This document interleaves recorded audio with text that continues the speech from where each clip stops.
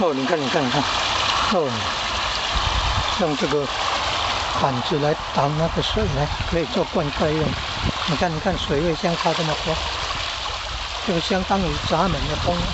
你看那个像巴拿马运河那个太平洋、大西洋两边的水位高低不一样，就要利用闸门的原理，然后水位上升，爬上去了，或者是放水的降低高度了，水上船方啊，放水那就下降了。那你看这个，你看，用这样来灌溉啊，效果比较好。那这个水沟的水泥啊，水沟岸那个有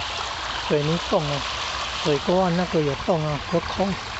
那个水会进来啊。你看这样灌溉效果比较好，比那个用那个12伏特的抽水机有效率多了。然后这个板子哦，在建材行买，你看这个有铝，有那个塑胶，有铝的，有塑胶啊，这样才够硬啊，才能够挡得了这么重的东西。那水很有重量，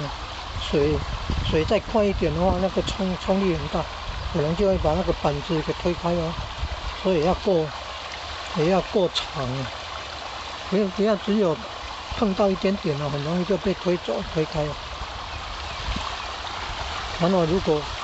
灌溉要控制那个，不要淹得太多，要注意那个天气气候，不要灌溉以后又连续下很多天的雨，要小心。